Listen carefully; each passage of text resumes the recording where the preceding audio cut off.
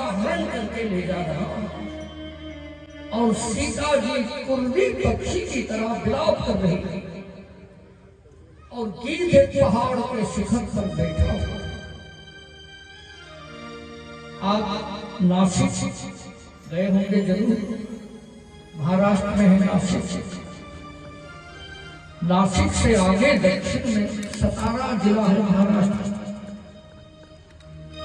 वहां ऐसी पर्वत श्रृंखलाएं ऊंची ऊंची है दोनों तरफ, बहुत ऊंची ऊंची पर्वत श्रृंखलाएं, और उनके बीच में जो स्थान है वहीं से श्रावण सीता जी को लेके जा रहा था और उसी पर्वत के शिखर पर गीध जटायु बैठा था। तो जैसे उसने सुना गीधराज सुनी आरत वाणी रघुकुल तिलक नारी पहचान। 2 दिन पहले राम जी से उसकी भेंट हुई थी। सीता जी को उसने देखा था, राम जी से मिला था। गीधराज सो भेंट भई भोगी प्रीति बढ़ाए, गोदावरी निकट प्रभु रहे परण वृक्ष।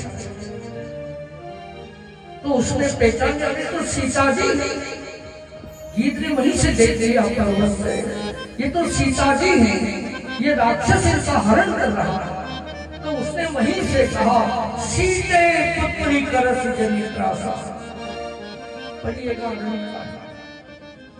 हे पुत्री डरना नहीं, मैं आ रहा हूं। तो सीता जी ने कहा पिताजी आप यहाँ आकर क्या करोगे? तो गीध ने कहा करिहो जातु धारण करना, मैं अपने हाथों से इस आतंकवादी का नाश कर दूंगा जो तुम्हारा हरण कर रहा है, तुम्हें कष्ट दे रहा है, जो तुम्हें प्रताड़ित कर रहा है।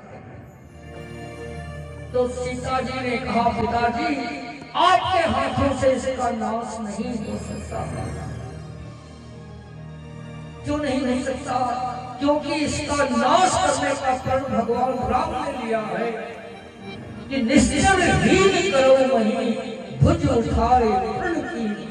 इसके विनाश का संकल्प तो भगवान श्री राम ने लिया। इसके नाश का प्रण तो भगवान राम ने किया है, आप इसका नाश नहीं कर सकते। और फिर सीता जी ने कहा पिताजी जीत से कहा वैसे भी ये मेरा असली रूप नहीं है, मेरा असली रूप तो अग्नि में है, ये तो मेरे प्रतिबिंब का हरण हो रहा है। रावण के विनाश के लिए लीला रची है भगवान राम ने, उस लीला के अंतर्गत मेरा हरण हो रहा है, तो आप भले बीच में मत आइए। तो गीध क्या कह रहा है? देखिए मानस के पात्र का आदर्श। गीध ने कहा पुत्री मैंने आपको पुत्री कहा है, मैं आपका पिता। क्या आप भारत के पिता का आदर्श नहीं जानती? मैं इस बात को स्वीकार कर सकता हूँ कि मैं अपने हाथों से इस राक्षस का विनाश नहीं कर पाऊंगा, लेकिन मैं पिता होने के नाते अगर अपने हाथों से इसका नाश नहीं कर सका तो मैं धर्म की रक्षा करते हुए इतना तो कर ही सकता हूँ कि अपने हाथों से यदि इसका नाश नहीं किया तो इस दुष्ट के हाथों से मैं अपना नाश तो कर ही सकता। अपने प्राणों का बलिदान कर और उसने वो करके दिखाया। अपने प्राणों को क्या किया?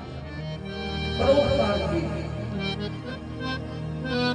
एक अबला की रक्षा करते हुए उसने अपने प्राणों का बलिदान कर दिया। वीर जटायु अधम पात्र ने, मानस का अधम पात्र है, उत्तम पात्रों की बात छोड़ सबसे अधम श्रेणी का पात्र है वीर जटायु, जो आमिष खाने वाला है, उसका ये आदर्श।